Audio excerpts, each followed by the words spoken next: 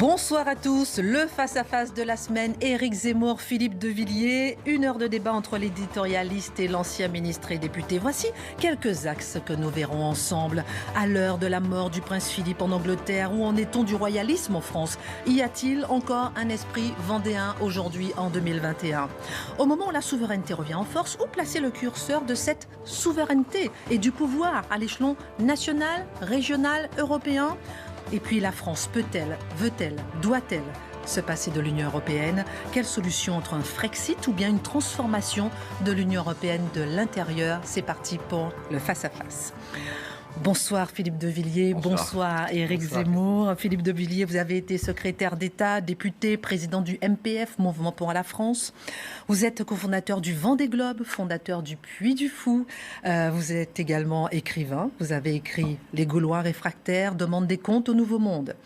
Le moment est venu de dire ce que j'ai vu. Ou encore les cloches sonneront-elles encore demain? Et puis votre dernier ouvrage en date, le voici, Le jour d'après, ce que je ne savais pas et vous non plus, chez Albin Michel.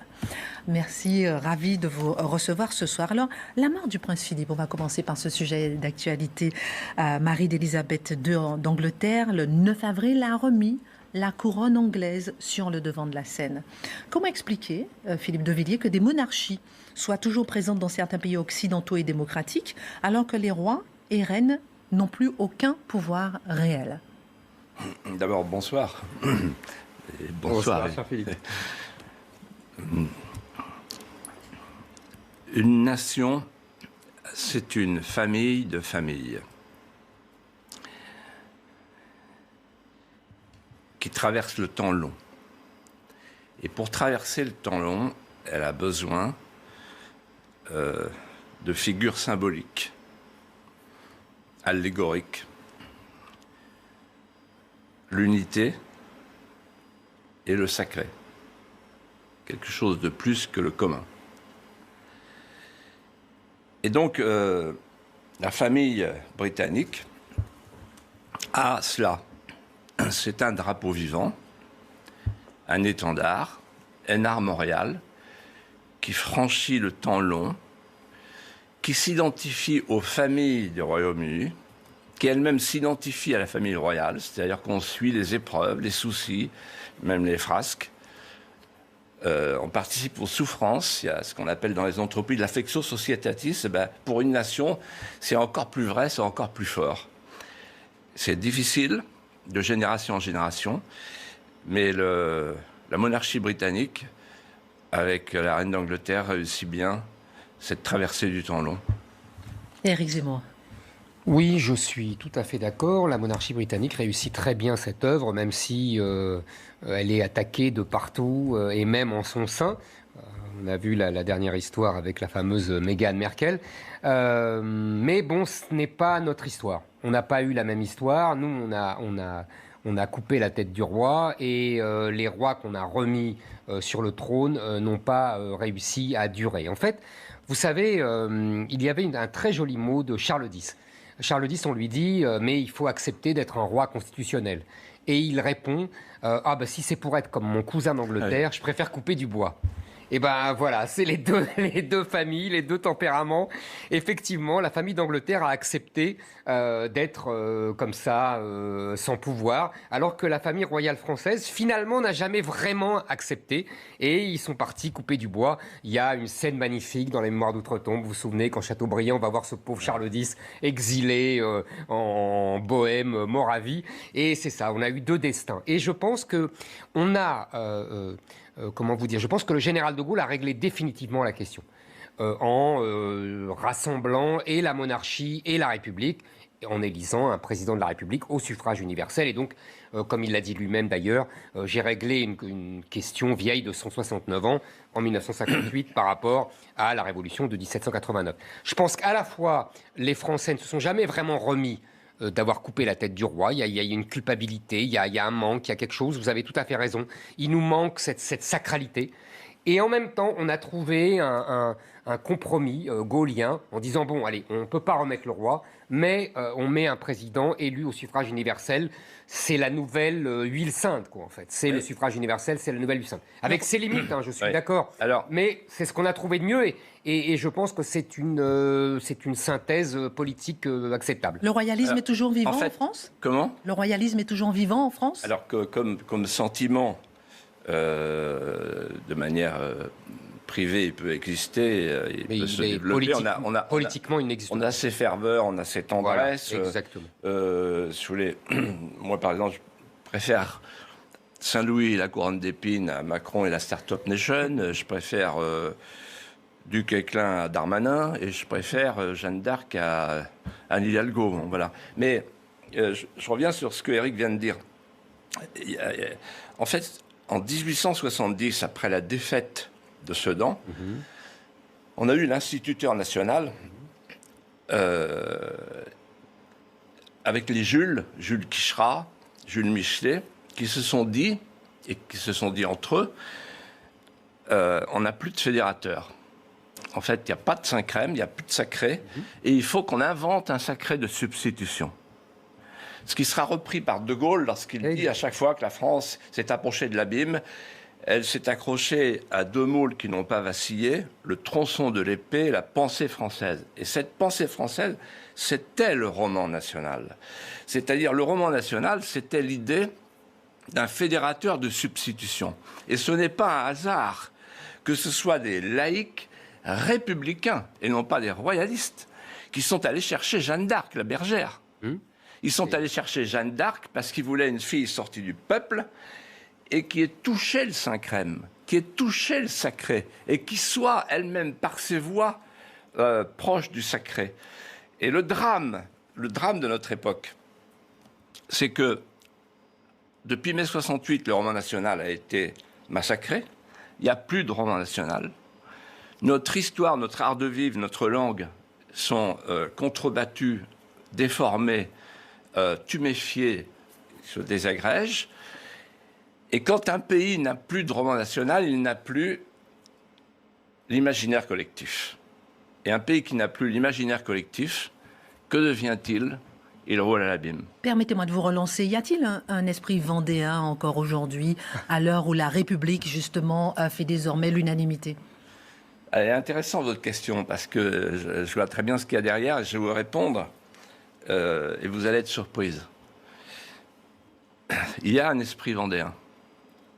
Il a été défini par Solzhenitsyn le 24 septembre 1993 en Vendée, au Luxembourg. Il a dit, il y a un esprit vendéen. C'est le même esprit que celui des paysans de Tambov qui se sont battus contre les bolcheviks. C'est un esprit réfractaire, un esprit dissident, un esprit résistant. Et il a même ajouté, les Français seront un jour fiers de la résistance des Vendéens. Et qu'est-ce que ça veut dire ? Ça veut dire que cet esprit vendéen, en fait, il a muté ensuite au fil du temps. La Vendée, c'est le drapeau blanc de Catinot, mais c'est aussi Clemenceau et Delade, c'est-à-dire que la Vendée au XXe siècle, c'est le département qui a donné 2 vainqueurs de guerre mondiale à la France. Donc on est passé du drapeau blanc au drapeau tricolore. Pourquoi ? Parce que c'est une vieille terre chrétienne et qu'elle a pratiqué le pardon et l'alchimie du sentiment qui convertit le mal en nouvelle chance. Éric Zemmour. Je pense effectivement que, d'abord, la Vendée, moi je suis toujours admiratif de l'héroïsme des soldats vendéens. Je suis comme Napoléon qui les admirait et qui c'est Philippe d'ailleurs qui m'a raconté cette histoire magnifique Bonaparte est en visite, vous savez, en Vendée. Napoléon, le 8 août donc 1808, revenant voilà. d'Espagne, s'arrête aux 4 chemins de Loire. Voilà, et il demande à une famille voilà. Et qu'est-ce que vous faisiez pendant la Grande Guerre ? Et le fils dit, ah ben moi je sais pas, je suis pas vraiment choisi, etc. Et la fille dit, moi j'étais du côté des Blancs. Et Napoléon le regarde et regarde le garçon et lui dit, vous êtes un Jean Foutre. Et donc, en fait, j'aime beaucoup cette histoire et c'est Philippe qui me l'a raconté il y a après, longtemps. il s'arrête partout devant tous les curés du bocage vendéen et il leur dit vous avez un problème de toiture, vous avez un problème d'orgue, etc. Et il sort sa cassette. Absolument. Ouais. Et donc, vraiment, je suis fasciné par ça. Oui, c'est la France, c'est la réconciliation. Voilà, exactement. Et en même temps, j'admire aussi les soldats républicains, non pas quand ils massacrent les Vendéens, mais quand ils défendent aux frontières le pays, etc. Donc je suis toujours partagé, moi, dans cette histoire. J'aime les deux. C'est rare quand on est dans cette situation-là, mais c'est comme ça. Et je suis d'accord là-dessus avec Philippe de Villiers. Il y a un esprit vendéen parce que ensuite, aujourd'hui, c'est un peu nous, la France, la Vendée. C'est-à-dire que on est la Vendée de la mondialisation, on est la Vendée d'un certain univers qui nous impose la culture américaine, etc., etc. Nous tentons de résister, de défendre un certain imaginaire français, un certain des mœurs françaises, vous voyez, une relation entre les hommes et les femmes, dans la société, et on est balayé comme ça tout le temps par une espèce d'armée des Bleus qui nous vient du monde entier, en particulier des États-Unis, et qui nous impose sa loi. Je pense qu'effectivement, il faut retrouver cet esprit vendéen de résistance, puisque nous ne sommes plus, oui, comme à l'époque de la Révolution et de Napoléon, la puissance hégémonique en Europe. Donc il faut retrouver l'esprit de résistance du petit qui ne veut pas se faire manger par les gros. Pour moi, c'est ça l'esprit vendéen. Et en même temps, il faut vivre dans son époque. C'est-à-dire que... Absolument. Pardon de parler de ma famille un instant, mais moi, c'est une famille d'officiers français morts au champ d'honneur.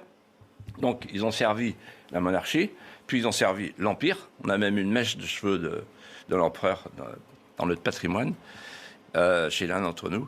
Et puis après, ils ont servi la République, puisque mon grand-père est mort. Mon père était orphelin de guerre. Son père est mort à la bataille du Grand Couronné, 8 septembre 1914, glorieusement à la tête de sa compagnie. Voilà, en criant « Vive la France ». Donc, si vous voulez, l'histoire ne s'arrête pas. Et on est français, quoi. Et c'est pas le régime qui compte. D'ailleurs, si vous me permettez, aujourd'hui, les derniers républicains, c'est les souverainistes. Parce que les autres, ils ont liquidé la République. Ils l'ont mis entre les mains du commissaire. Et ils l'ont liquidé au nom de la République. C'est tout le paradoxe. Extraordinaire. Alors, Philippe de Villiers, vous vous présentez comme un souverainiste, justement, et vous assumez. Alors, entre l'échelon régional, cher à votre cœur, entre l'échelon national, cher à Éric Zemmour, entre l'échelon européen, cher à Emmanuel Macron, où placer le curseur de la souveraineté, où placer le curseur du pouvoir? Alors, il y a, depuis Aristote, saint Thomas d'Aquin et toute la pensée occidentale, il y a un mot-clé qui a même été repris par Robert Schuman, un des pères fondateurs de l'Europe, c'est le mot subsidiarité. Et ça me permet de répondre à votre question. La subsidiarité, c'est quoi? C'est laisser faire à l'échelon inférieur tout ce qu'il peut faire tout seul. Voilà la réponse. Et donc, ce qu'un maire peut faire tout seul, sans intercommunalité qui vient ajouter une bureaucratie inutile, ce qu'il peut faire tout seul, il faut le laisser faire tout seul. Ce qu'il ne peut pas faire tout seul, alors on passe à l'échelon du département, par exemple. Parce qu'une des conquêtes durable de la Révolution, c'est le département. Département parce que le département est à l'échelle humaine. À l'époque, on disait une journée par jour à cheval. Aujourd'hui, on peut remplacer ça par la paperasse, l'échelle humaine. Et après le département, il y a la nation. Alors, vous parlez de souveraineté. La souveraineté, elle est nationale. Elle ne peut pas être européenne. Il n'y a qu'Emmanuel Macron pour inventer un truc pareil. La souveraineté, elle est nationale parce que c'est la souveraineté du peuple. Et comme disait Marie-France Garot, une femme n'est pas à moitié enceinte. On est souverain ou on n'est pas souverain. Parce que la souveraineté, c'est ce que les juristes appellent la compétence de la compétence. Je suis souverain, donc je décide de ce que je vais décider. Sinon, je ne suis pas souverain. Et donc, on ne peut pas avoir deux souverainetés. Une souveraineté à Paris, une souveraineté à Bruxelles. C'est une fadaise. Éric Zemmour. Alors, tout à fait d'accord avec la fin. C'est évident, il ne peut pas y avoir deux souverainetés. Vous vous souvenez, chère Christine, j'ai débattu ici avec Clément Beaune, le secrétaire d'État aux Affaires européennes, et c'est exactement la discussion qu'on a eue. Tout à fait. Et je voudrais prolonger ça. En fait, je pense que nous vivons un moment très intéressant et très de bascule. Je veux dire que on a connu, Philippe de Villiers et moi, depuis 40 ans, l'émergence et le renforcement d'une idée qui était la France n'est plus à la taille du monde, à la taille des nouveaux enjeux, et aujourd'hui, c'est l'Europe. Vous voyez, c'est ce qu'on entend depuis à peu près 40 ans. Et alors, Philippe et moi, on était plutôt dans le camp de ceux qui rechignaient à tout ça, qui se révoltaient contre tout ça, mais on subissait quand même. On le subissait, etc. Et je crois que nous vivons aujourd'hui un moment vraiment essentiel, c'est-à-dire que ce discours-là a montré, plus que ses limites, son échec.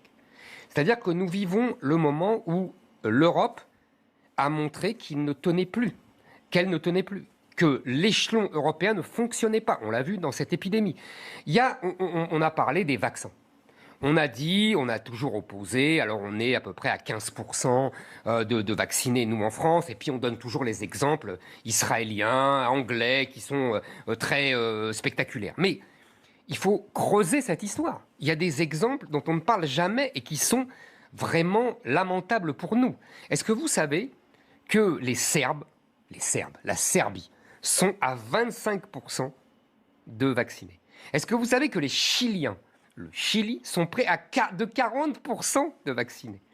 Donc, si vous voulez, on nous a expliqué depuis 40 ans que l'Europe était l'échelon idéal pour moderniser la France, pour la faire monter à un niveau plus élevé. Et en fait, on s'aperçoit qu'il a été un des agents, parce que ce n'est pas le seul, soyons honnêtes, de la tiers-mondisation de la France.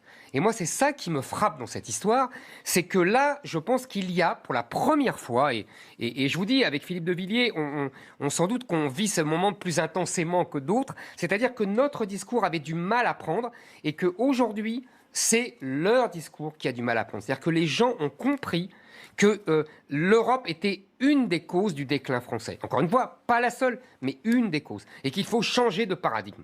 Et, Philippe de Villiers. Alors, moi, il y a une chose qui me frappe et qui conforte ce que vous venez de dire et qui va au-delà. C'est que donc, pendant des années, des décennies, on nous a dit, tout seul, on est faible, à plusieurs, on est plus fort. L'Europe puissance. Exactement. Je me souviens de Maastricht, l'Europe puissance. Bon. En réalité, ils s'en foutaient de l'Europe puissance. Ils n'ont jamais voulu faire une Europe puissance. Ils ont voulu faire un marché complémentaire à la demande des Américains, du marché américain. Mais peu importe. Aujourd'hui, ce qui me frappe, et je parle avec mon expérience, de l'entreprise, on n'est plus au temps de Vidal de la Blache, qui identifiait la taille à la puissance à la taille. On était grand, donc on était puissant. Donc c'était l'échelle qui commandait la puissance. Et c'est comme ça qu'il y avait, quand on était petit, la carte de France, la carte du monde avec les petites taches roses. Et là, on était un grand pays parce qu'on est un pays étendu. Ça, c'est fini. C'est terminé. En revanche, nous vivons depuis l'atome et la miniaturisation, une combinaison contradictoire de l'infiniment petit et de l'infiniment puissant. Et donc, une petite nation peut paradoxalement atteindre à la puissance, contrairement à la grande, Israël par rapport à l'Australie, et ça vaut pour les entreprises, c'est beaucoup plus intéressant encore. Ça veut dire qu'en fait, quand on nous dit « mais c'est pas possible de développer un tissu d'industrie à l'échelle nationale », c'est faux. C'était vrai il y a quelques années, c'est faux maintenant, parce qu'avant c'était le couple travail-capital, maintenant c'est le couple travail-matière grise. Et si un pays a de la fierté de créer, s'il a la substance, s'il a l'éducation, s'il a le savoir-faire, s'il a le feu sacré, il taille des croupières au plus grand. C'est ça qui est en train de se passer. Et c'est à cause de ça que l'Asie va prendre le relais de l'Amérique. La puissance proportionnelle à la taille ? Alors, je suis à moitié en désaccord et à moitié d'accord. Moitié en désaccord parce que je pense, cher Philippe, que il y a encore un rapport entre la taille et la puissance. Je pense que ce n'est pas un hasard si les deux grandes puissances aujourd'hui sont la Chine et les États-Unis.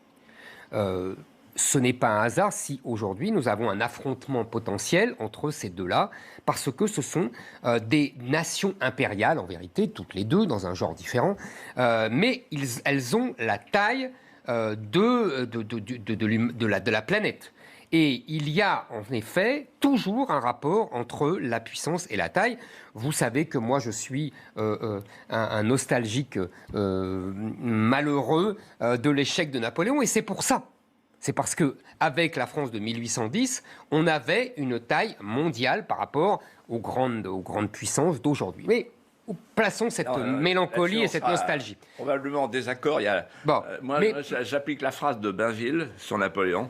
Sauf pour la gloire, sauf pour l'honneur, il a mieux valu qu'il ne pas exister. C'est mon seul désaccord avec Bainville. Et avec vous, donc. Non, je pense vraiment que ça nous aurait donné une taille de puissance, de puissance totale, de puissance globale, de puissance mondiale. Mais, une fois qu'on a dit cela, une fois qu'on a dit... Voilà, on n'est pas les États-Unis, on n'est pas la Chine, on n'est pas dans ce duel. Là, je vous rejoins, tout simplement parce que l'échec des européistes, c'est qu'il n'y a pas de nation européenne. Et donc, on ne peut pas inventer, en vérité, cette puissance impériale à la taille de la Chine ou des États-Unis. Et là, je vous suis, c'est-à-dire qu'on voit bien, vous avez donné l'exemple d'Israël, on pourrait donner l'exemple de Taïwan. Taïwan, avec une population de 23 millions d'habitants, je crois, qui bloque tout le monde avec les semi-conducteurs. Et l'Angleterre va nous faire Singapour. C'est extraordinaire. Un petit pays, à un tiers de la France, qui bloque le monde entier avec uniquement sa production de semi-conducteurs. On voit bien pareil pour Israël, qui est la vraie start-up nation. On voit bien même pour le Japon. Le Japon, on l'oublie toujours, mais qui est une puissance formidable en vérité, et qui n'est pas dans un ensemble économique uni, etc. En vérité, et deuxième chose, et je vous laisse la parole, Philippe, vous avez dit tout à l'heure quelque chose de très juste, vous avez dit l'Europe puissance, ils s'en moquaient. En fait, je pense que c'est même pire que ça. C'est-à-dire que je pense que l'Europe puissance, c'est un fantasme français. C'est-à-dire que les élites françaises croient qu'à travers l'Europe, ils vont retrouver, c'est ma plaisanterie habituelle, l'Europe de Napoléon, et qu'ils vont gouverner comme ça toute l'Europe de façon altière. Levier d'Archimède. Et le fameux levier d'Archimède du général de Gaulle. Or, je pense que pour tous les autres, l'Europe, c'est l'inverse. C'est-à-dire que l'Europe, c'est uniquement une machine à défaire la souveraineté, à défaire la puissance pour sortir de l'histoire. C'est la phrase de Philippe Manant que j'aime à citer, c'est « Les pays européens chérissent leur impuissance car elle garantit leur innocence ». Et je pense que... Et c'est ça le drame européen. Et c'est ça le drame français en vérité. C'est que la France se fait une fausse idée de l'Europe. Alors, pour mettre sous les yeux de nos téléspectateurs ce qu'on est en train de dire, pour que ça soit concret, je vais prendre, si vous voulez, en 3 phrases, le bilan de l'Europe par rapport au Covid. Premier point du bilan, on va prendre le mot frontière. Bon. On a vu qu'en fait, Schengen, ça marche par petits temps. Mais dès qu'il y a du gros temps, ça ne marche pas. Je ne développe pas, je suis prêt à développer, mais simplement ça souligne une chose, c'est qu'en fait on a voulu, au Conseil de Laeken, le 14 décembre 2001, l'Europe s'est ainsi définie, la seule frontière que trace l'Europe tient aux droits de l'homme et à la démocratie. Ça veut dire que l'Europe se définit non pas comme un territoire, mais comme un espace juridique. Donc en fait, un espace sans frontières. On le paye au prix fort avec le Covid. Deuxième mot-clé, le mot médicament. On a vu qu'en fait, l'Europe ne produisait plus rien et que 80% des principes actifs étaient produits ailleurs, et notamment en Asie. Pourquoi? Et ça, vous le savez très bien, mais on ne le dit pas assez. J'ai entendu hier Éric de Rijkmaten qui disait, oui, Made in France. Mais attendez, Made in France, encore faut-il qu'on ait le droit. Parce que qu'est-ce qui s'est passé depuis Maastricht, depuis 1992? Depuis Maastricht, on n'a pas le droit, il faut respecter la concurrence. Et donc, en fait, c'est Maastricht qui a empêché de faire, par exemple, l'indépendance numérique. Là, en ce moment, il y a 42 000 satellites qui sont en train de s'installer au-dessus de nos têtes, avec Elon Musk et Jeff Bezos. Et nous, Bernic, on a la parole d'un très bon communicant, Thierry Breton. J'ai bien connu, j'avais fait travailler à mon cabinet quand j'étais secrétaire d'État à la culture, et il est formidable. Bon, je l'aime beaucoup. C'est un extraordinaire funambule de la sémantique. Et donc, il fait bien le boulot. Mais bon, voilà. Et donc, les médicaments. Voilà. Et troisièmement, le vaccin. Alors, le vaccin, c'est très simple. Donc, Macron est allé voir Merkel, lui a dit on va faire un coup fabuleux. Alors là, si on réussit ce coup-là, alors là, la souveraineté européenne. Et le coup, c'est de confier à la Commission de Bruxelles, c'est-à-dire on confie à des commissaires, c'est-à-dire à des bureaucrates, le soin d'aller discuter comme si c'était un État. Et là, qu'est-ce qu'on a compris? Qu'est-ce qu'on doit comprendre? Qu'une commission américaine, comme dirait Paul Valéry, c'est une commission de bureaucrates, ça n'a pas le poids d'un État. Et quand on compare la commission de Bruxelles avec Johnson, avec son œil de lynx, et Israël, ou Trump, eh ben voilà, c'est des États. Et un État, ça discute avec un laboratoire en disant bon, dis donc, tu vas pas me faire le coup. Hein. Moi, je paye pas tant que ça et je veux les délais à la semaine près, etc. C'est ça un État. C'est ça le régalien. Et c'est là où Macron a perdu le fil du régalien. Alors, c'est amusant parce qu'en même temps, on reproche à la Commission d'avoir trop négocié le prix. Oui. C'est intéressant. En fait, c'est même l'inverse. C'est-à-dire que les États comme l'Angleterre, comme l'Amérique, et même un petit État comme Israël, ont payé plus cher et ont accepté de dépenser un argent fou pour avoir ces fameux vaccins. Si vous permettez, messieurs, vous n'êtes pas un tout petit peu hypocrite parce que, dites-moi, dans le sens où il n'y a pas d'Europe de la santé, et tout le monde le sait à la base déjà. Mais justement, alors c'était... Non, mais ça, je suis d'accord. Alors déjà, quand il y a une Europe de quelque chose, ça marche pas. Non, mais alors là, alors vous nous dites, mais il n'y a pas l'Europe de la santé. Je suis d'accord. Mais là, l'un après l'autre. Non, mais Zemmour, là, ensuite vous. Mais je suis assez d'accord. Il n'y avait pas d'Europe de la santé. Non, mais c'est vrai. Bah oui. Mais justement, c'est la perversité d'Emmanuel Macron. C'est qu'il a voulu profiter de l'épidémie pour imposer au forceps une Europe de la santé et dire aux populations, regardez comme l'Europe marche bien. Donc il s'est assis sur les traités, parce que vous avez tout à fait raison, il n'y a pas d'Europe de la santé de prévu. C'est le fameux le principe de subsidiarité dont parlait Philippe de Villiers tout à l'heure. Donc on aurait dû effectivement avoir un rapport national à cette question. D'ailleurs, on l'a eu au début, souvenez-vous. Et donc là, ils ont voulu passer outre. Et ça s'est retourné contre eux. Mais c'est pas pour ça qu'on est hypocrite. C'est au contraire qu'on prend acte de ce qui s'est passé. C'est tout. Et alors, attendez, je voudrais revenir sur 1992, Maastricht, parce que c'est là qu'il y a le grand retournement.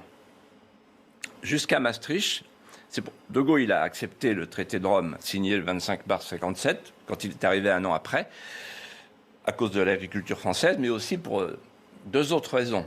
Et moi, je veux bien une Europe qui soit un concert d'États. Donc l'Europe de la coopération. Et ensuite, la préférence communautaire. C'est-à-dire que ce qu'on appelait le marché commun, c'est un beau mot, le marché commun. Le marché commun, on aurait pu faire le marché commun du médicament. Et je réponds à votre question. On aurait pu faire le marché commun de l'industrie. On aurait pu avoir des numéros 1 mondiaux. En 1992, tout est chamboulé. On passe de l'Europe de la coopération à l'Europe de l'intégration. Et on passe de l'Europe de la préférence communautaire, du marché commun, à l'Europe du libre-échange mondial. Et là, on ne peut plus faire des numéros 1 mondiaux. Et là, à partir de cet instant, c'est la fameuse religion des flux, on fait, je ne sais pas si les gens qui nous écoutent savent ce que ça veut dire, les chaînes de valeur globale. Les chaînes de valeur globale. Et vous savez ce que ça veut dire, les chaînes de valeur globale? Ça veut dire, à la Mac, mais la mondialisation, M. Zemmour, elle sera heureuse.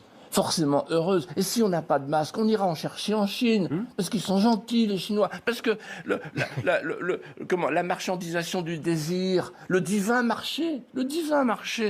Alors je vais répondre Éric Zemmour ensuite. Oui, très vite, pour vous dire que je mettrai un bémol. J'ai bien compris qu'effectivement, il y avait une Europe plus coopérative, l'Europe des États dans les années 60, avec surtout, vous avez tout à fait raison, le tarif extérieur commun, c'est-à-dire la préférence communautaire. Mais je pense que moi, le général de Gaulle s'est fait avoir. Je m'explique. Oui. C'est-à-dire que, en fait, tout ce qu'il y avait dans Maastricht, c'était déjà dans le traité de Rome en 57. Oui. Et il l'a laissé. Et par exemple, il a même laissé quelque chose qui m'a toujours frappé avec le recul. C'est, vous savez, la première fois que les juges européens, je parle souvent des juges ici, les juges européens, dans le fameux arrêt Costa contre Enel, voilà, ont décidé que le droit européen était supérieur aux droits nationaux. Et c'est sous le général de Gaulle, 64. Et le général de Gaulle n'a rien dit. Et je pense qu'ils ont mis des mines et ils ont attendu la fin du vieux. Je dis ça avec toute l'affection possible, puisqu'à l'époque, on le surnommait le vieux. Et je pense qu'il s'est fait avoir, et que quand il est parti, dès 70, il y a le fameux rapport Werner avec la monnaie unique, qui annonce l'euro.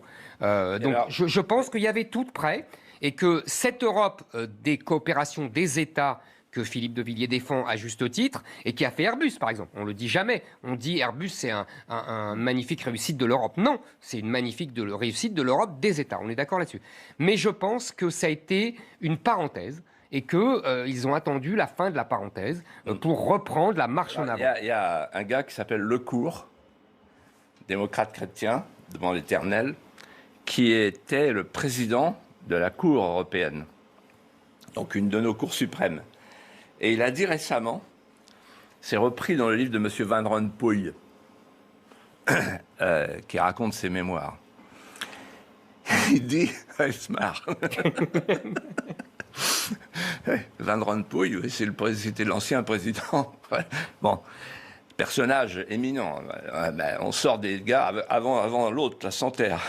Ouais. Ah oui. Et il dit ceci, il y a de la part des juges, dans l'état de droit, écoutez bien, des charges dynamiques à effet différé. Voilà. Et tout y est. Et donc, en fait, ça, De Gaulle l'a pas vu. Ouais. Foyer l'avait vu. Oui. Il ne voulait pas signer, il ne voulait pas ratifier, d'ailleurs, la Cour européenne des droits de l'homme.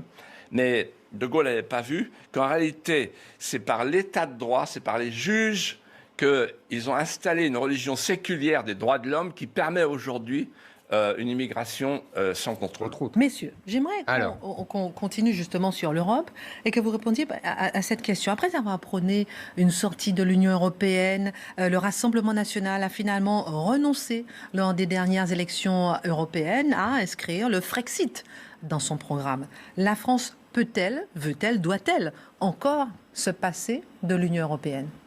Voilà, vous me dites Rassemblement national, moi je ne fais pas de l'eupéno-anthropocentrisme. Hein.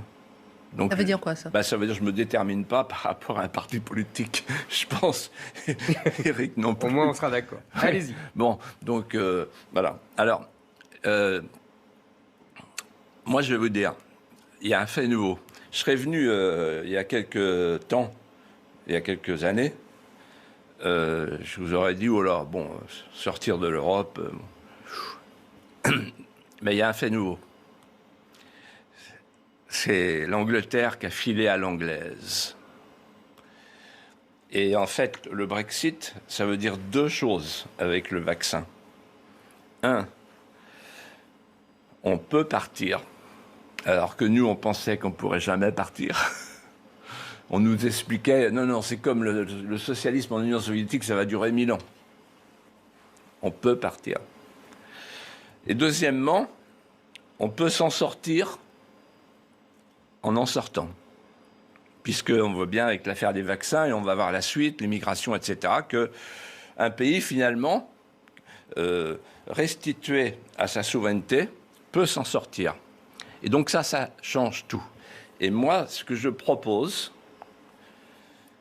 j'ai attendu ce soir pour le dire, vous allez voir, c'est Sioux.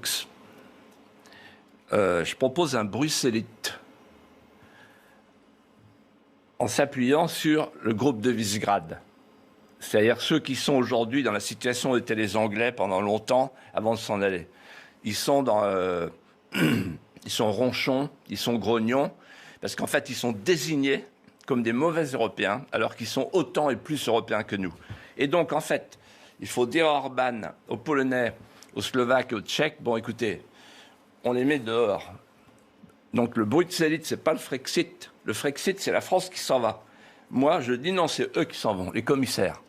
Et donc on casse le traité et on en refait un autre. On passe du traité de Bruxelles au traité de Rome, on revient au traité de Rome. Pourquoi je dis cela ?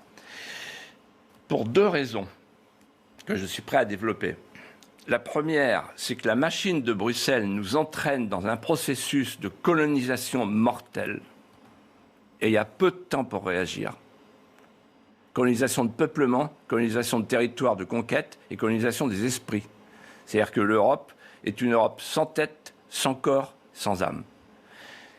Et la deuxième raison, et j'aimerais avoir là-dessus la réaction d'Éric, c'est que la machine de Bruxelles nous fait manquer le rendez-vous qui vient pour la France, qui est un rendez-vous avec la puissance, à nouveau la puissance. C'est-à-dire qu'il faut que la France, il faut que on est dans une machine aujourd'hui, la machine européenne, qui, en fait, nous arrime à une puissance qui meurt, à une puissance qui décline, nous oblige à écrire l'histoire du continent européen sur le continent américain. Donc c'est plus possible. Alors que la logique de puissance aujourd'hui doit nous tourner vers la Russie et l'Angleterre, faire la grande Europe, c'est-à-dire sortir de cette Europe-là pour en faire une autre, la grande, de l'Atlantique à l'Oural, celle du général de Gaulle. Parce que sinon, la Russie ira vers la Chine et on va se retrouver tout seul parce que de toute façon, les Allemands, et c'est quelque chose que vous savez, les Allemands, ils en font qu'à leur tête. Les Allemands, ils discutent avec la Turquie parce qu'ils ont 3 millions de Turcs, donc ils font gaffe. Les Allemands, ils discutent avec la Russie parce qu'ils ont Nord Stream. Et les Allemands, ils discutent avec les États-Unis parce qu'ils ne veulent surtout pas de logique de puissance avec la France nucléaire. Éric Zemmour, bruxellite ? Alors, moi, je pense que la France n'est pas l'Angleterre. Je veux dire par là que le Brexit ne peut pas, pour l'instant, avoir des conséquences sur la France. Je m'explique. Vous savez bien que l'Angleterre n'était dans l'Europe qu'à moitié. C'est-à-dire qu'elle n'était pas dans Schengen, elle n'était pas dans l'euro. D'ailleurs, elle a été assez intelligente pour cela, je pense. Je pense que c'est elle qui avait raison. Mais en tout cas, vous savez bien qu'elle n'était pas imbriquée, j'allais dire, impliquée et imbriquée dans ce corset européen dont il est si difficile de se défaire. Deuxièmement, le peuple anglais n'est pas le peuple français. J'ai lu il y a quelques années une correspondance très intéressante entre Pompidou et Malraux, Michel Debré, vous voyez, des gens de cette époque. Et à un moment, Pompidou écrit, ça m'a beaucoup frappé, on est dans les années 60, vous voyez, c'est loin de nos histoires d'aujourd'hui. Mais il dit quelque chose, il dit, voilà, c'est simple, la France, pendant longtemps, a été la puissance principale en Europe, elle s'opposait, elle se battait contre toute l'Europe rassemblée. Pour la battre, il fallait que toute l'Europe se rassemble. Et depuis la défaite de 1870, où on a perdu face à la Prusse seule, les Français ont peur et n'osent plus aller tout seuls dans un combat. Et c'est pour ça qu'ils sont aussi européens. Ils ne veulent pas se séparer de leurs alliés européens. Je pense que les Français, depuis il y a eu 40, ce qui est 70 puissance 100, et je pense que les Français ne sont pas prêts. En plus, en France, il y a une différence avec l'Angleterre, c'est la machine médiatique. La machine médiatique est uniformément européiste. Alors que, vous le savez très bien, en Angleterre, il y avait des grands médias anti-européens. Enfin, si vous voulez, je pense qu'on va faire, vous parliez du Rassemblement national tout à l'heure en disant très justement que vous n'aviez pas à vous déterminer par rapport au Rassemblement national, vous avez tout à fait raison. En revanche, on peut tirer des leçons des erreurs du Rassemblement national. Et Marine Le Pen, en 2017, avait selon moi gâché sa campagne en accent sur l'euro et la sortie de l'euro et la sortie de l'Europe. Je pense que c'est une erreur. Je pense qu'aujourd'hui, la priorité politique qui peut permettre de rassembler 70% d'une population, c'est l'immigration, c'est la question migratoire, c'est ce que vous appelez comme moi la colonisation d'une partie importante du territoire. Donc je pense que c'est ça, il ne faut pas nous disperser. Et là, il faut prendre une autre stratégie selon moi, si vous me permettez de continuer. Au contraire, quelle est votre stratégie ? Une autre stratégie selon moi qui est la stratégie du dédain. C'est-à-dire que je pense que nous sommes la France et que nous devons faire ce que nous voulons. Nous devons retrouver notre souveraineté, que la Commission ne soit d'accord ou ne soit pas d'accord. Les Allemands le font très bien, vous l'avez dit vous-même. Ils choisissent, ils prennent, ils décident eux-mêmes. Le tribunal de Karlsruhe. Bien sûr, vous avez tout à fait raison. Nous, on a et là, il y aura quelque chose à changer, vous avez raison. Mais ce que je veux dire, c'est que nous devons, cesser de faire comme Emmanuel Macron, mais aussi comme ses prédécesseurs, d'être toujours les moteurs de l'intégration européenne. Nous devons au contraire briser l'intégration européenne. C'est-à-dire que nous devons arrêter la machine, nous devons dire maintenant c'est terminé, nous respectons que les traités. Vous voyez, c'est notre discussion sur la santé tout à l'heure. On aurait dû dire non. La santé, c'est une compétence nationale. On aurait dû dire non aussi, même au grand emprunt. Le grand emprunt dont est si fier Emmanuel Macron et qui va nous coûter en vérité plus cher que ce qu'il va nous rapporter. Vous voyez, toutes les avancées européistes qui sont toujours dans le sens de plus d'intégration, de plus de fédéralisme. En vérité, vous le savez comme moi, cher Philippe, l'objectif, c'est un gouvernement européen et une fédération européenne, les États-Unis d'Europe. Il faut briser ça. Si la France ne prend plus d'initiatives dans ce sens, ça va se déliter toute seule, car, vous le savez très bien, toutes les initiatives sont à l'origine de la France. Et à chaque fois, ça se retourne contre la France. Donc je pense qu'il faut avancer. Et là où je vous retrouve, en revanche, c'est sur l'alliance avec le groupe de Visegrad. Eux aussi pensent que ça ne marche pas bien. Eux aussi pensent qu'il y a des sujets, les plus importants sont les sujets identitaires sur une espèce de guerre de civilisation qu'on nous mène sur notre territoire. Et je pense qu'il faut effectivement s'allier à eux et cesser d'être obsédé par le couple franco-allemand qui est en fait, au lieu d'être un multiplicateur de puissance, comme le croyait le général de Gaulle à l'époque, c'est devenu un multiplicateur de soumission. Donc je pense que c'est ça la bonne méthode.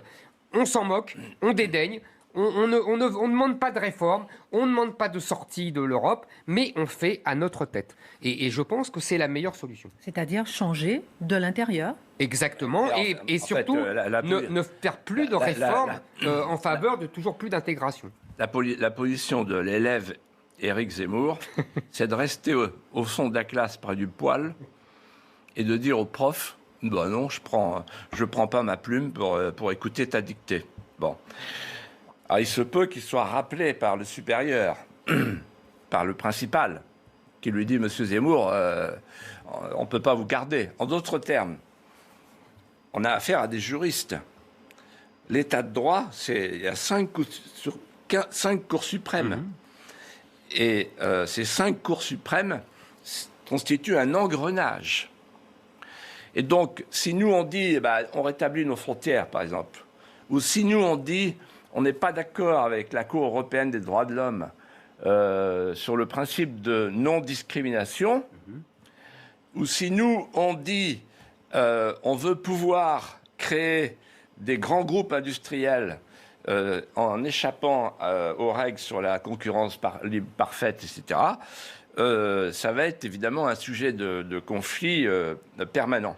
Mais je vais plus loin. Vous avez dit quelque chose entre les lignes que je retiens, c'est qu'en fait, l'Europe... Oui, la France est peut-être en train de mourir. Et l'Europe aussi. Et de quoi ? De perdre le fil de sa civilisation. J'appelle Europe toute terre qui a été successivement romanisée, christianisée et soumise à l'esprit et à la discipline des Grecs. Paul Valéry. Aujourd'hui, cette Europe ne se souvient plus de ce qu'elle est. Et en vous écoutant, je pensais à la conversation que j'ai eue un jour avec Jacques Chirac, en 2004, à propos de la Turquie. Parce que je lui ai dit, vous savez très bien que la Turquie va signer votre projet de constitution. Ce qui était vrai. Et on voit même sur la photo, derrière le paraphe, on voit Erdogan. Et il m'a dit, mais on s'en fout. Je dis, ah bon ? Oui, l'Europe a des racines autant musulmanes que chrétiennes. Et donc, en fait, c'est ça qu'ils pensent tous. Ils s'en foutent, en fait. Et donc, de quoi ils se foutent ? Ils se foutent du fait que l'Europe devienne multiculturelle.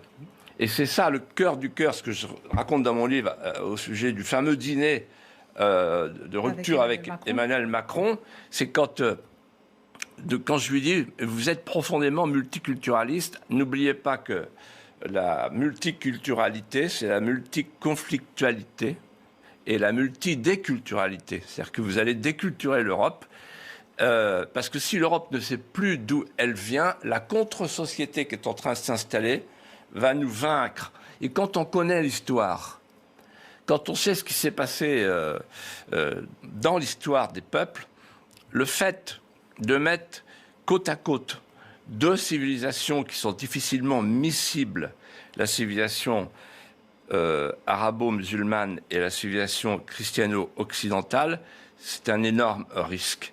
Et donc, je ne sais pas quelle est la bonne méthode. Peut-être c'est la vôtre, peut-être c'est la mienne. Moi, je pense que je suis en avance sur la vôtre. Vous savez très bien en avance sur ce que... J'ai compris, voilà. Sur mon évolution. Je suis d'accord avec vous, vous savez très bien, sur cette guerre de civilisation sur notre sol. Donc ça, je ne vais pas prolonger cette discussion, puisque nous sommes absolument d'accord, et je le dis souvent ici. En revanche, je reviendrai, vous avez cité Jacques Chirac, je reviendrai sur une autre citation de Jacques Chirac, qui, quand ses conseillers lui disaient « Ah, Bruxelles ne sera pas d'accord, et pour ceci, pour cela », il disait « Bon, quand est-ce que Bruxelles me déclare la guerre ?»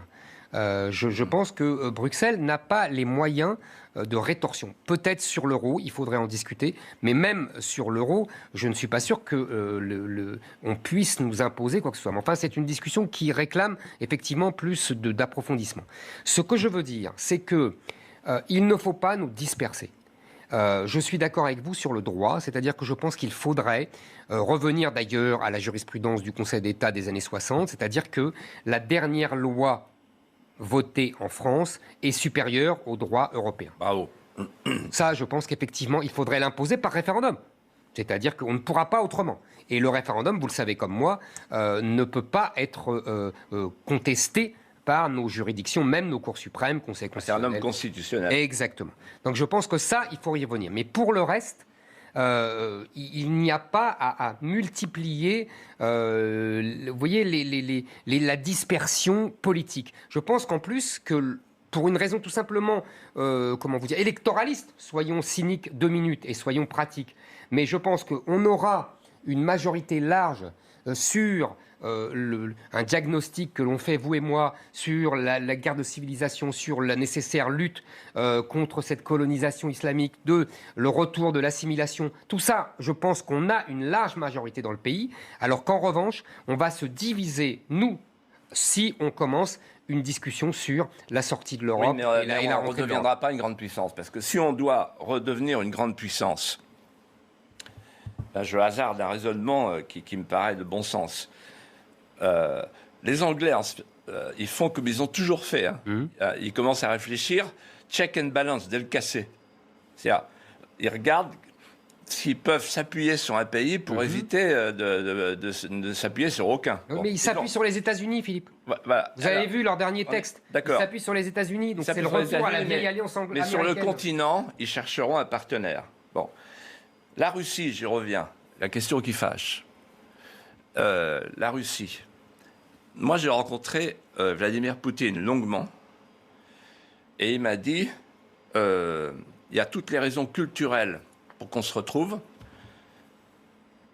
Saint-Benoît, Saint-Vladimir, Pouchkine, Victor Hugo, etc.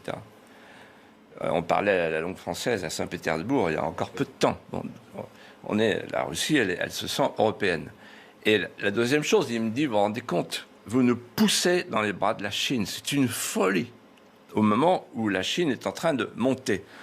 Mais parlons de la Chine. Pour connaître un peu la Chine, le raisonnement des dirigeants chinois, en fait, les dirigeants chinois, ils regardent la France avec un œil favorable. Ils préféreront toujours le Puy du Fou à Disneyland, parce qu'ils ne veulent pas se faire coloniser par les Américains.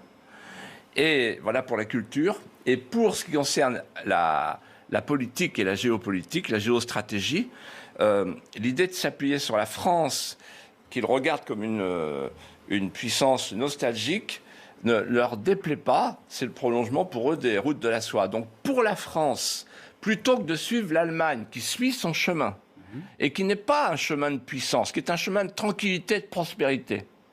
L'Allemagne fait ses petites affaires, et elle veut la paix, elle ne veut pas d'emmerde. Eh bien, la France pourrait très bien entretenir les meilleures relations avec l'Allemagne, avec l'Europe actuelle, mais en même temps se donner des atouts, dont on ne parle plus du tout, c'est la francophonie. Il y a 400 millions de locuteurs. Et parler la langue française, c'est porter dans son cœur l'esprit français. Et par ces temps où il faut de toute façon résoudre le problème de l'immigration en amont, la France, puissance francophone qui affirme sa langue et sa culture dans le monde, c'est quelque chose. Alors, il y avait une idée de Sarkozy sur la Méditerranée. Le fameux pacte méditerranéen. Eh ben, il faut reprendre ça. Oui, il faut reprendre ça.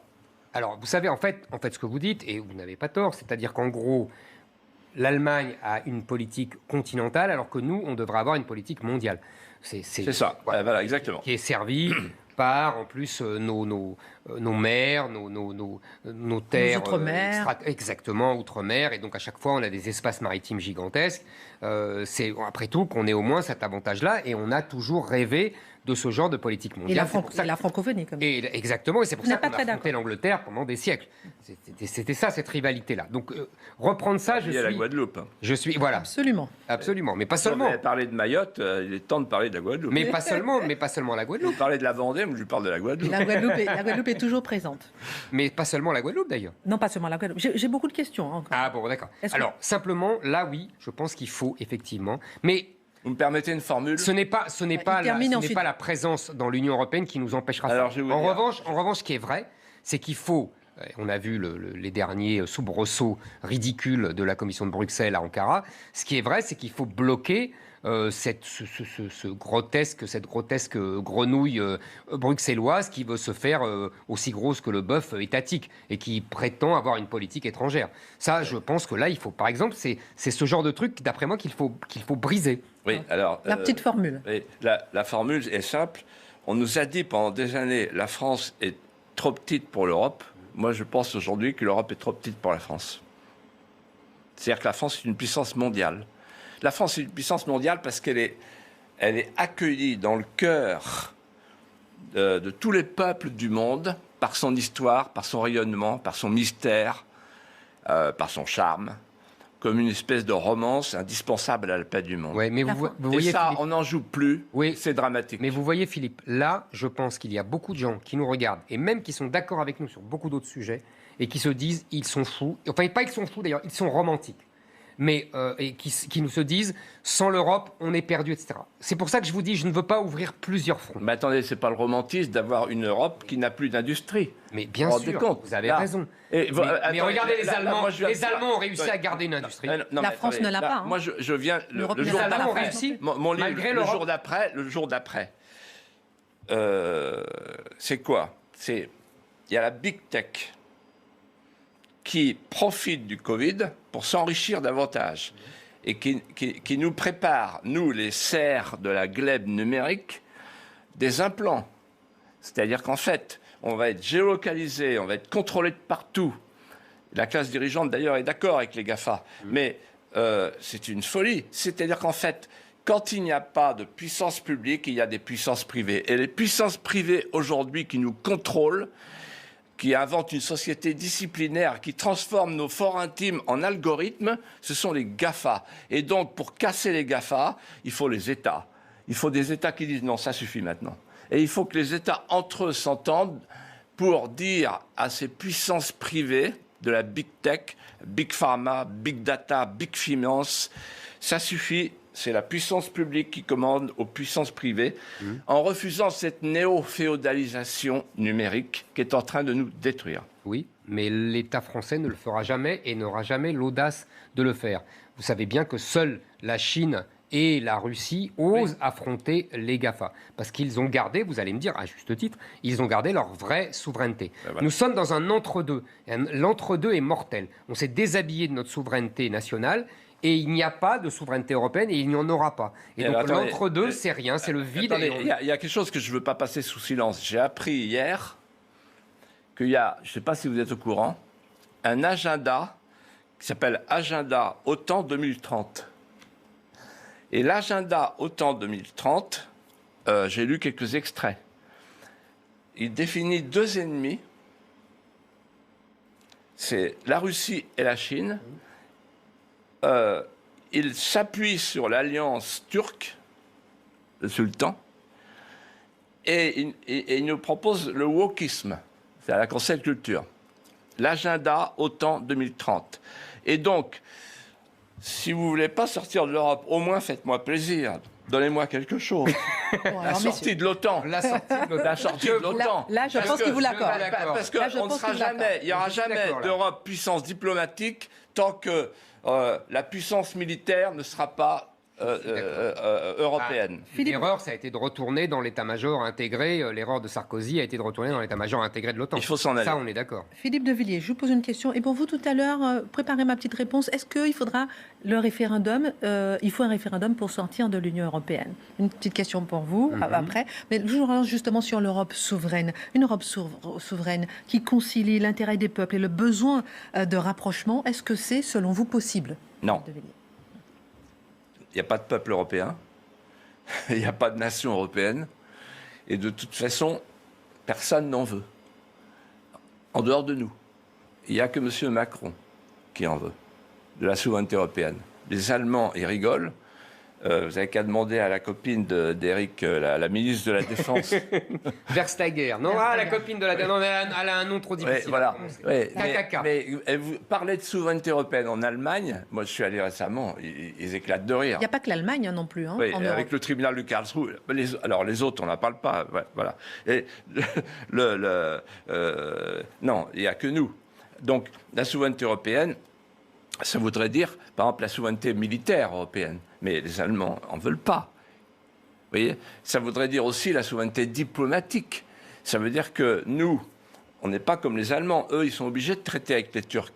Petite parenthèse, vous savez pourquoi Madame, comment il s'appelle, von der Leyen, est allée voir sur le sofa Erdogan? On ne l'a pas dit, mais je vais vous dire pourquoi. C'est qu'Erdogan, il avait touché en 2016 6 milliards d'euros pour garder les migrants. C'est-à-dire Schengen, le soldat Schengen n'est pas capable de faire face tout seul. Donc on a dit aux Turcs, Merkel a dit, bon, allez, on vous donne un pourboire, la stratégie des pourboires, 6 milliards d'euros, et avec ça, vous gardez les migrants, les Syriens. Et maintenant, ils sont de plus en plus nombreux. Et donc, en fait, monsieur Michel et madame la présidente de la commission, ils sont allés rediscuter le bout de gras avec Erdogan, et ça, c'est pas dans les comptes rendus officiels, pour dire, bon, how much? Alors, pardon, de vous relancer pour que ici, monsieur Erdogan garde ses migrants. On a bien compris. Avant, je vous relance un petit peu aussi sur le fait que vous dites qu'il n'y a pas d'Europe militaire, il n'y a pas d'Europe, effectivement, de la santé. Est-ce qu'il n'y a pas une Europe culturelle, une Europe intellectuelle? Alors, qui avait été secrétaire d'État à la culture. Alors, justement, l'Europe de la culture, elle est aujourd'hui la laissée pour compte. Pourquoi? Parce que l'Europe de la culture, c'est l'Europe de sa substance. On parlait de l'Europe de Saint-Benoît, de Saint-Vladimir, on pourrait parler de Saint-Cyril, etc. Cette Europe-là, si elle renie ses origines, si elle renie ce qu'elle a été, ce qui a fait sa grandeur, si elle renie sa civilisation, la civilisation chrétienne, elle ne peut pas exister. Il n'y a pas d'Europe de la culture si elle est amnésique. Aujourd'hui, l'Europe pratique l'amnésie des grandeurs et l'hypermnésie des lâchetés. Éric Zemmour, il nous reste 2 minutes. Pour ma dernière question. Oui, oui, effectivement. Et puis pour rebondir aussi sur ce qu'il a dit. Alors, faut-il un référendum sur l'Europe? Oui, est-ce qu'il faut un référendum, selon vous, pour sortir de l'Europe, vu au regard de ce qu'on a dit tout à l'heure? Moi, je tiens ma position. C'est-à-dire que je pense qu'il faut hiérarchiser les priorités politiques, que la priorité essentielle, c'est l'immigration et c'est le grand remplacement, comme dit Renaud Camus, c'est la colonisation de territoires, comme Philippe et moi nous disons. Donc je pense que c'est ça le sujet qu'il faut prioriser. Comme nous ne pourrons pas prendre des mesures drastiques sans, si vous voulez, mettre à bas toute la construction juridique par le Conseil constitutionnel, le Conseil d'État, la Cour européenne des droits de l'homme, la Cour de justice européenne, il faut en passer par le peuple. Donc il faut un référendum sur ce thème de l'immigration, avec des mesures vraiment très sérieuses, suppression du regroupement familial, suppression du droit du sol, préférence nationale pour les allocations sociales, et des choses qui seraient interdites par le juge. Donc il n'y a que le peuple qui peut nous autoriser. c'est ma discussion avec Philippe ce soir, je pense qu'il ne faut pas disperser nos forces, que là-dessus nous avons une large majorité dans le pays. Et alors qu'en revanche, si on commence à discuter sur l'Europe, sortir de l'Europe, pas sortir de l'Europe, etc., on va diviser nos forces, on va diviser notre camp, les gens vont se partager entre gens qui veulent la sortie de l'Europe et ceux qui ne veulent pas, et là, on aura perdu l'essentiel et on aura pris la proie pour l'ombre, quoi. Et donc, on aura tout perdu. Je pense qu'il ne faut pas faire cette erreur politique, voilà. Une dernière minute pour terminer, vous rejoignez Éric Zemmour au fond de la classe ? Oui, je rejoins derrière le tuyau de poêle. Il y a la question du nombre. On ne peut pas régler le problème de l'immigration si on ne règle pas le problème du nombre. Et après, il y a une deuxième question qu'on n'a pas abordée parce qu'on n'a pas eu le temps. Mais moi, je suis convaincu avec mon expérience et ce que j'ai fait dans ma vie, c'est peut-être naïf, mais si on décidait de retrouver une politique de civilisation, c'est-à-dire d'assimilation, si on décidait de refabriquer des petits Français de désir, c'est-à-dire de dire à tous ceux qui voudraient nous rejoindre mais qui ne nous connaissent pas, voilà, vous avez vos gloires, vous avez vos héros, vous avez vos saints, vous avez les pages de votre histoire, nous vous proposons les nôtres. Eh bien, la lame de feu qui vient vers nous, à laquelle on ne pourra jamais répondre avec les valeurs de la République, les droits de l'homme, la liberté d'expression, la laïcité, on peut y répondre si on a le feu sacré. En tout cas, Philippe, il faut leur donner le choix. Et après, on décide qui reste avec nous et qui ne reste pas avec nous. On a fini, messieurs. La peur change de camp et l'amour change de camp. Non, Philippe, rien ne se fait tout seul. Merci beaucoup, messieurs. Merci beaucoup, Éric Zemmour. Merci beaucoup à Philippe de Villiers pour votre présence. Merci beaucoup pour cette émission. Vous qui aimez l'histoire, tout de suite, restez avec nous sur CNews. Bertrand Duguesclin avec La Guerre de 100 ans, la belle histoire de France. Marc Menant, Franck Ferrand, c'est tout de suite.